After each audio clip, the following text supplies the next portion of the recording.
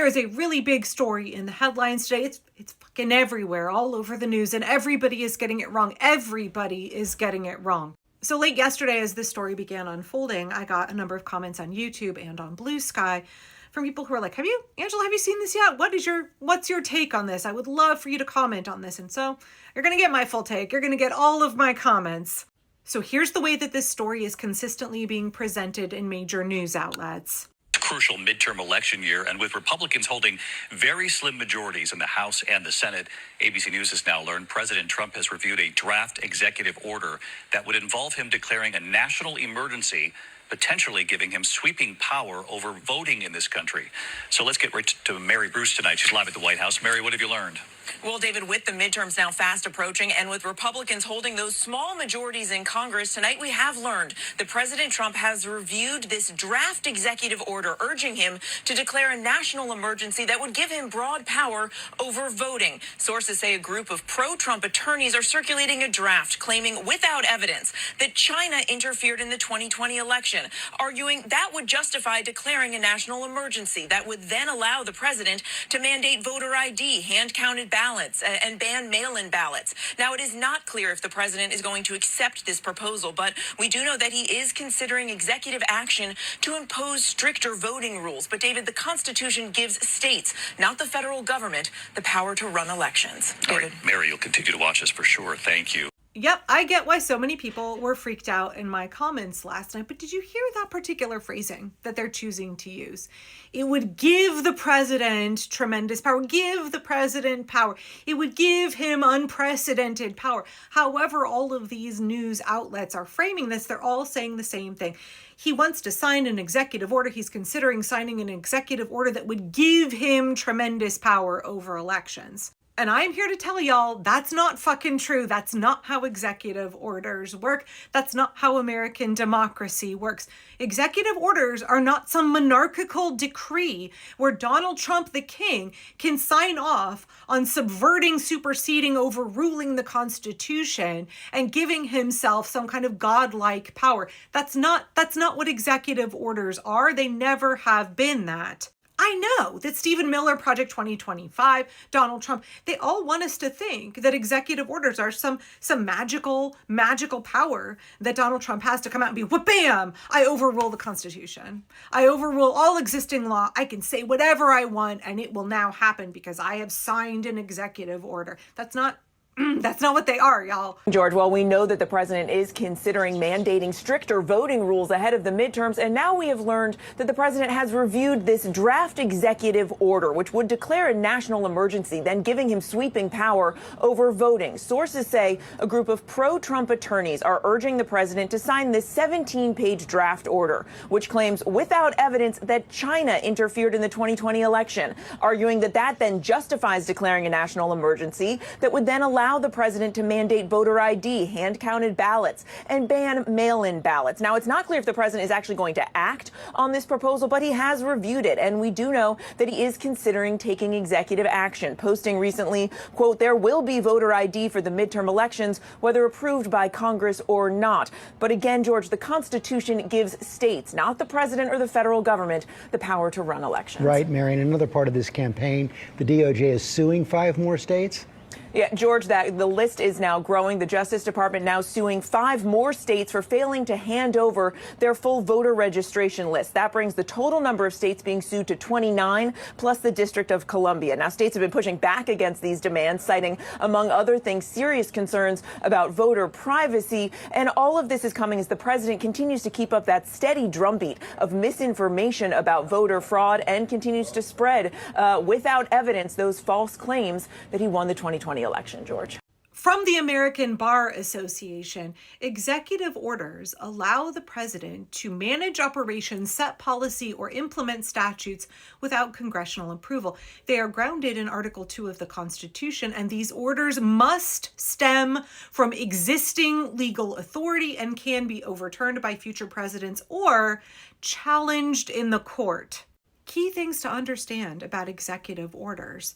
They cannot be used to levy taxes, to allocate funds, or to override existing federal law.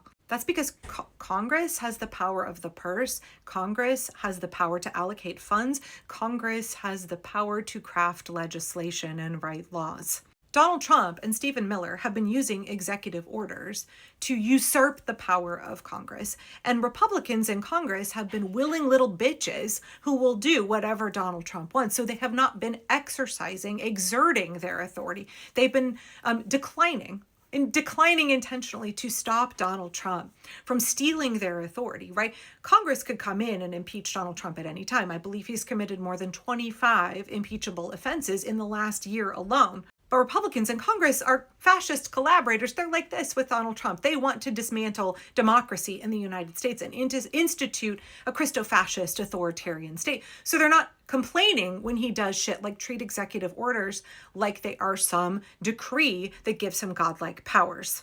But that doesn't mean that he then gets to do that. Just because Republicans in Congress are abdicating their duty, that doesn't mean that Donald Trump suddenly gets to turn EOs into something that they're not. And shame on all of these news outlets who are making it sound like, oh, he signs an executive order and he's now granted himself this tremendous power over elections. That's not what's happening.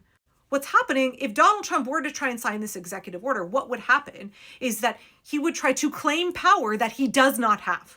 Right? He would try to overrule the Constitution and steal power from the people that he does not have.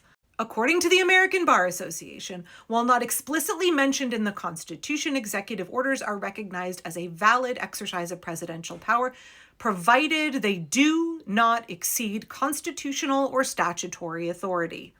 The power over elections is given to the states. There is no power that the executive has over elections because our founding fathers understood that that could put us in a position where a president would try to make himself a tyrant king.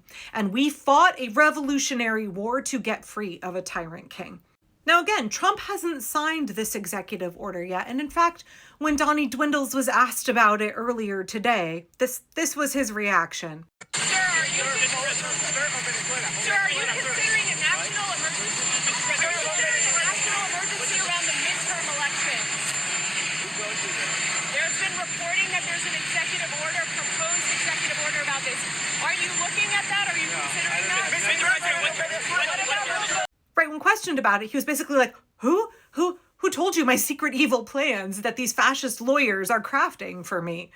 Oh shit, man, the cat's out of the bag. Please understand, there is no national emergency Donald Trump could declare that would give him a right to take over our elections. In fact, it's expressly against state and federal law for him to do so. We've never had anything like that happen in the history of our country because it's not legal, it's not allowed. And for news outlets to be presenting it like it's something that he can actually do, will be allowed to do, and is constitutional, is irresponsible. At the least, irresponsible, reprehensible, shame on them, all of them. We had a national emergency during the COVID pandemic. Guess what? The federal government didn't take over control of elections.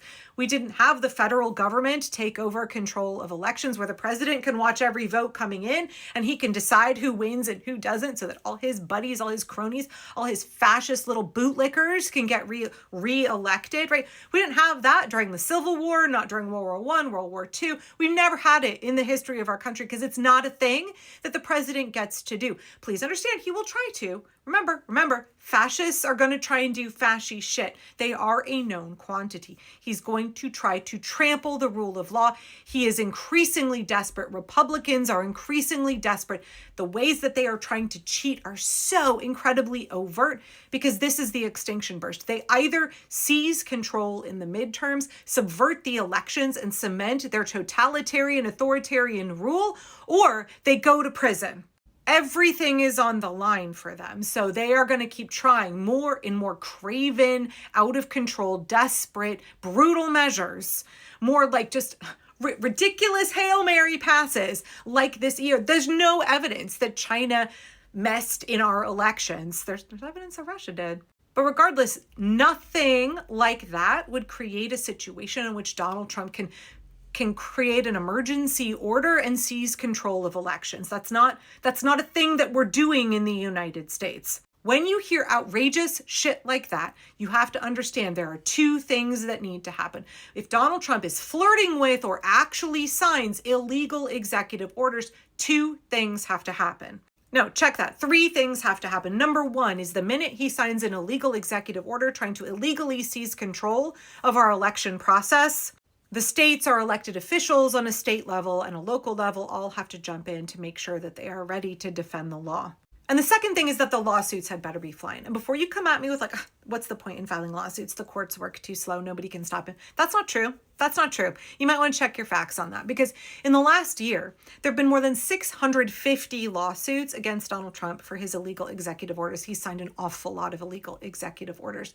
And those lawsuits have resulted in the courts at least partially blocking, permanently halting, or issuing preliminary injunctions against his executive orders more than 150 times. Lawsuits are an extremely effective way of us upholding the law against his illegal executive orders, birthright citizenship, coming for sanctuary cities, right? The courts have held for the rule of law on those and many other instances. The third thing is that we, the people, have to be out in the streets in massive numbers. We have to leverage our power for mass mobilization if he tries to pull shit like this. There has to be mass public outrage directed at our elected officials, all of our members of Congress, our state and local officials, and we have to be in the streets. We have to exercise our constitutionally protected First Amendment rights in order to defend our constitutional right to vote in the midterms.